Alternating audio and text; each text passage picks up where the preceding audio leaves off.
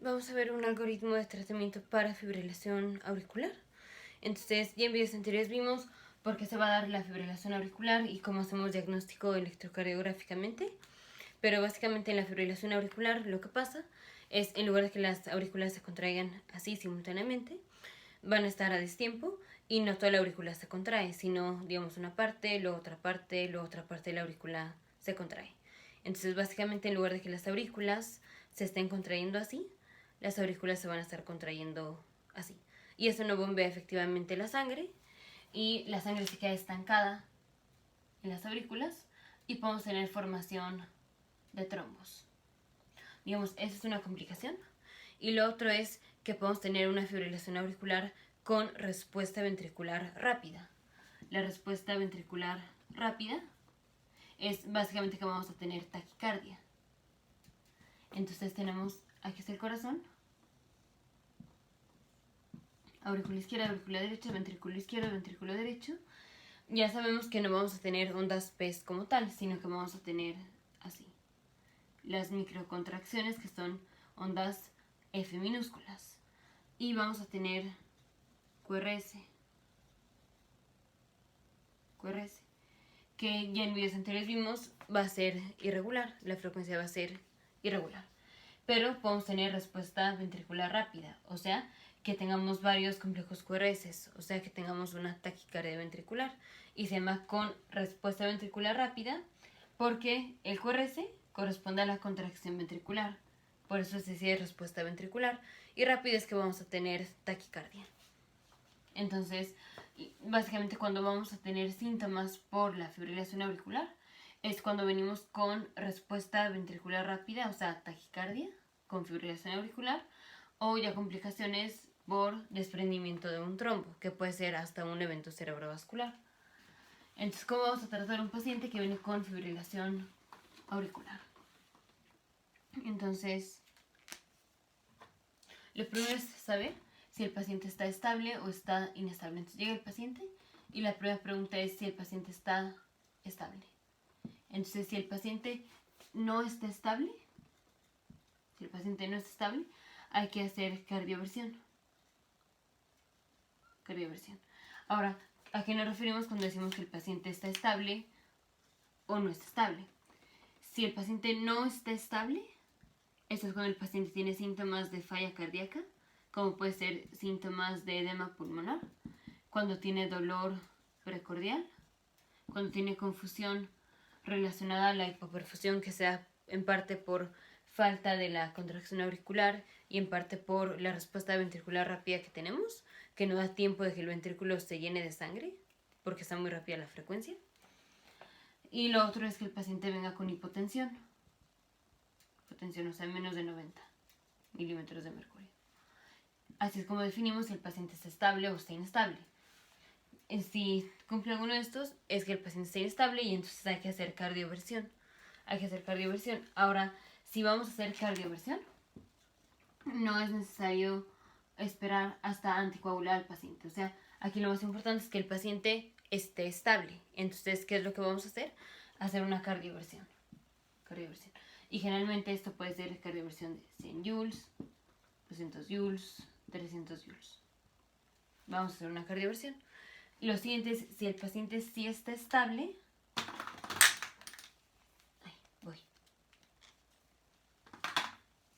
entonces si el paciente sí está estable, entonces lo siguiente va a ser controlar la frecuencia cardíaca. Más que el tener un ritmo normal, o sea, una fibrilación auricular no es un ritmo normal.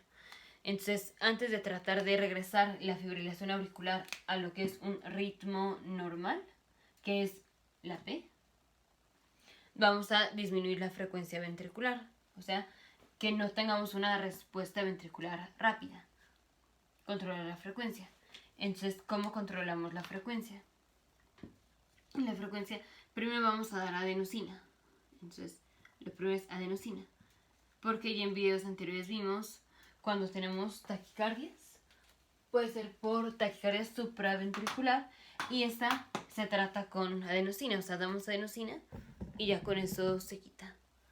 Entonces, obviamente por un electrocardiograma, pues podemos ver que es una fibrilación auricular, pero tampoco pasa nada con que tratemos de quitar o de bajar la frecuencia dando adenosina, salvo que sea un paciente que tenga asma o enfermedad pulmonar. Pero fuera de eso, vamos a dar adenosina. Y si esto resuelve, pues esto sugiere que la arritmia que estábamos tratando, entonces no era una fibrilación auricular, sino que era una taquicardia supraventricular. Taquicardia supraventricular. Ahora, no podemos hacer masaje carotídeo bilateral. Ya sabemos que cuando estimulamos el seno carotídeo, generamos una respuesta parasimpática y la respuesta parasimpática disminuye la frecuencia. Pero siempre que vamos a hacer masaje carotídeo, nunca es bilateral. Nunca es bilateral porque el paciente puede tener síncope. Y tampoco lo vamos a hacer en pacientes que tienen un bruit carotídeo, un tril carotídeo, o sea, un soplo carotídeo. Un soplo. Porque eso sugiere que tenemos estenosis de la carótida común o de la carótida, de la carótida común. Y finalmente esto implica que vamos a tener un émbolo, o sea, tenemos placa de ateroma y si manipulamos, entonces esa placa de ateroma puede desprenderse y viajar y entonces vamos a tener un émbolo de colesterol. Entonces no vamos a hacer masaje carotídeo si el paciente tiene un soplo carotídeo y entonces dimos adenosina. Si esto no funciona, entonces vamos por ejemplo con bloqueadores de los canales de calcio, que son los bloqueadores de canales de calcio tipo dihidropiridinas, tipo no dihidropiridinas, como son verapamil o verapamilo y diltiazem. Estos son bloqueadores de los canales de calcio tipo no dihidropiridinas. Podemos dar los bloqueadores beta, como es metoprolol, o podemos dar dioxina. Este lo vamos a utilizar para disminuir la frecuencia cardíaca. Ya vimos que la adenosina no la vamos a dar. La adenosina no la damos en pacientes que tengan asma o digamos enfermedad pulmonar reactiva, como es por ejemplo el EPOC. Entonces la adenosina no se da en esos pacientes. Los beta bloqueadores tampoco se van a dar en pacientes con enfermedad pulmonar. Porque lo que hace la broncodilatación es los agonistas beta 2. Y si damos un antagonista beta, podemos generar broncoconstricción. Entonces también hay que tener cuidado de a qué pacientes les damos los beta bloqueadores. También si es un paciente que viene con falla cardíaca, no le vamos a dar un beta bloqueador. O sea, si la fracción de eyección está disminuida, no le vamos a dar un beta bloqueador, sino hasta que el paciente ya esté estable. Entonces, en ese caso, podríamos llegar a dar un beta bloqueador en el caso de falla cardíaca. Pero mientras la falla cardíaca esté descompensada, no vamos a dar un beta bloqueador. ¿Qué otra cosa? Entonces, esto es control de la frecuencia cardíaca. Ya una vez que tenemos control de la frecuencia cardíaca, lo siguiente es anticoagular al paciente. Entonces, ¿de qué depende si vamos a anticoagular al paciente? Depende de cuánto tiempo tiene el paciente con la fibrilación auricular.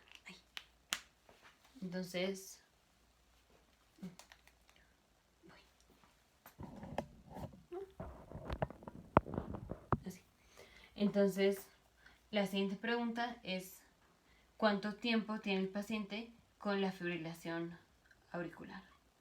Si tiene menos de 2 días, entonces lo único que hacemos es observar al paciente sin anticoagularlo.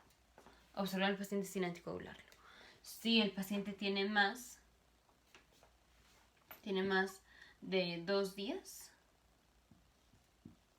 entonces podemos hacer dos cosas. O podemos hacer un ecocardiograma transesofágico. Y esto va a estar seguido de warfarina por 6 semanas. Y queremos, al hacer un ecocardiograma transesofágico, lo que queremos es ver si tenemos trombos en la aurícula izquierda. Y si no, podemos cardiovertir al paciente. Podemos hacer una cardioversión, ya sea una cardioversión eléctrica, que va a ser una descarga eléctrica, o una cardioversión química, que ahorita vemos cómo hacemos la química. Pero pues la más peligrosa es la cardioversión eléctrica.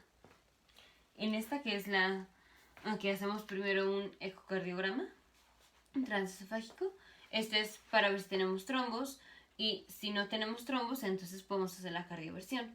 Pero de todos modos tenemos que poner warfarina. O sea, el ecocardiograma transesofágico es seguido por 6 semanas de warfarina. 6 semanas de warfarina.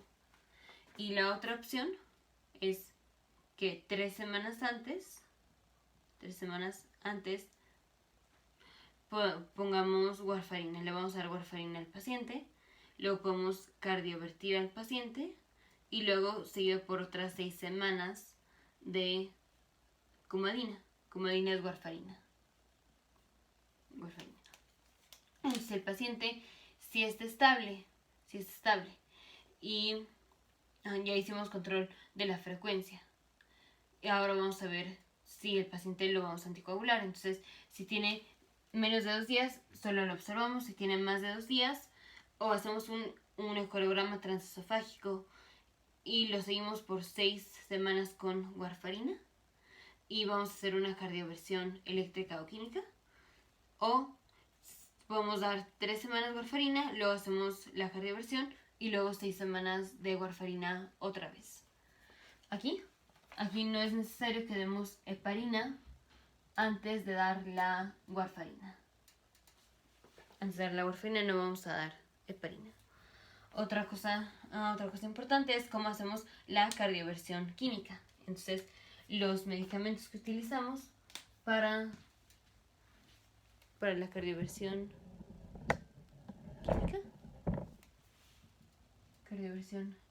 química va a ser dofetil, ibutilida, propafenona o amiodarona. Estos son medicamentos que utilizamos para cardioversión química. O sea, vamos a generar o tratar de generar que en lugar de que el paciente tenga la fibrilación auricular, vuelva a tener una contracción normal de la aurícula. O sea, vuelva a tener un ritmo sinusal. Entonces ya vimos el siguiente paso, que fue la coagulación, o bueno, el anticoagular al paciente, más o menos. Ahora tenemos una escala que se abrevia como CHA2-VASc, que es un puntaje en donde, dependiendo de si es más de 2 o menos de 2, qué tanto riesgo tiene el paciente de generar un trombo. Entonces, dependiendo de esto, podemos anticoagular al paciente o no. Pero eso lo vimos en videos anteriores. Y lo otro, bueno, ya vimos, va a ser el control de ritmo. El control de ritmo es con estos medicamentos. Ahora, por ejemplo, si es el caso de que el paciente tiene una fibrilación auricular por tirotoxicosis, o sea, por estimulación mediada por la hormona tiroidea, como son pacientes que tienen enfermedad de Graves, por ejemplo, estos pacientes también los vamos a anticoagular hasta que sean eutiroideos. Hay veces, y generalmente cuando la frecuencia es más de 150 latidos por minuto y el paciente viene con fibrilación auricular, o sea, el paciente tiene fibrilación auricular y tiene una respuesta ventricular rápida de más de 150 latidos por minuto. Esto sugiere no nada más que tengamos fibrilación auricular, si es que pues ya vimos la irregularidad en los QRS, sino que también tenemos síndrome de Wolff-Parkinson-White. Podemos tener síndrome de Wolff-Parkinson-White y también tener una fibrilación auricular. Y si ese es el caso, en síndrome de Wolff-Parkinson-White está contraindicado dar estos, los que utilizamos para controlar la frecuencia. Está contraindicado dar los bloqueadores beta, está contraindicado dar los bloqueadores de los canales de calcio, y está contraindicado dar la digoxina, y también contraindicado dar la adenosina. Entonces, en estos pacientes vamos a hacer una cardioversión, puede ser una cardioversión química, por ejemplo, con dofetil, ibutilida, propafenona o amiodarona. Y básicamente así es el algoritmo. Entonces, ya que ¿qué medicamentos vamos a utilizar para anticoagular al paciente? Podemos utilizar warfarina. Ahora, generalmente la warfarina la vamos a utilizar en pacientes que tienen reemplazo valvular, o sea que ya tienen válvulas metálicas, o pacientes que tienen estenosis de la válvula mitral. Generalmente son esos los pacientes a los que les damos warfarina. Si no son esos pacientes, entonces generalmente damos los nuevos anticoagulantes orales, como son, por ejemplo, los inhibidores del factor 10 o los inhibidores del factor 2. Inhibidores del factor 10 es, por ejemplo, apixaban, rivaroxaban, por ejemplo. Inhibidores del factor 2 de la coagulación es, por ejemplo, dabigatran. Y ya en videos anteriores vimos que generalmente preferimos dar estos, los anticoagulantes orales, los nuevos anticoagulantes orales, en lugar de dar la warfarina, porque es más fácil el manejo del paciente. No tenemos que estarle checando el PT, el tiempo de protrombina, y esos tienen menos riesgo de generar un sangrado como efecto adverso.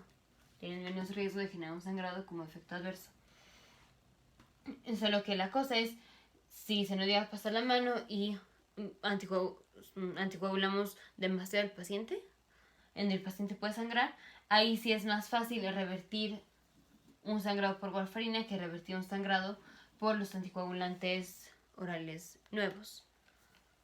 Si tenemos un paciente que se nos pasó la mano y le pusimos muchísima warfarina, el antídoto, digamos, es vitamina K o frozen plasma fresco congelado, por ejemplo.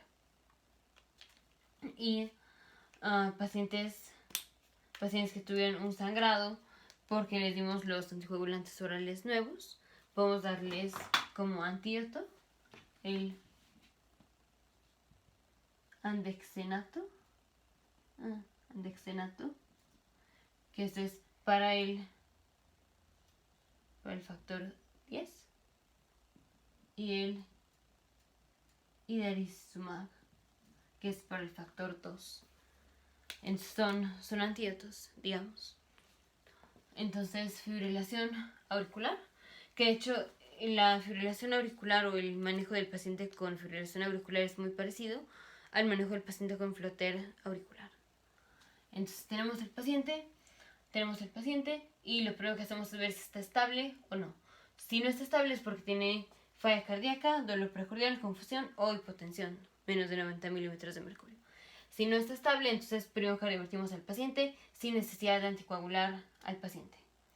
Si el paciente sí está estable, entonces lo siguiente es controlar la frecuencia cardíaca. Esto lo hacemos primero vamos a probar con adenosina. Si la adenosina no sirve, entonces seguimos con por ejemplo, bloqueadores de los canales de calcio, bloqueadores de los receptores beta-adrenérgicos o digoxina.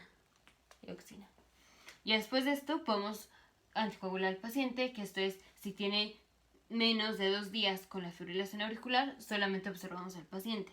Si tiene más de 2 días con la fibrilación auricular, hay que anticoagular al paciente. Y podemos hacer un ecocardiograma transesofágico y luego vamos a tener que dar warfarina por 6 semanas. O podemos 3 semanas antes le damos al paciente la warfarina, luego hacemos la cardioversión y luego otra vez 6 semanas con warfarina. Y lo otro es el control del ritmo, o sea, que en lugar de que tengamos una fibrilación auricular, regresemos al ritmo normal. Que esto va a ser con dofetil, ibutilida, propafenón o amiodarona. En el caso de que el paciente adicionalmente a la fibrilación auricular tenga Wolff-Parkinson-White, no podemos dar estos medicamentos porque tenemos más riesgo de desencadenar una arritmia. Y entonces damos estos, dofetil, ibutilida, amiodarona, propafenona. Ahora, el paciente que viene con fibrilación auricular no siempre va a revertir a ritmo sinusal. O sea, vamos a tener fibrilación auricular que se van a ver como ondas F en un electrocardiograma. Como ondas F.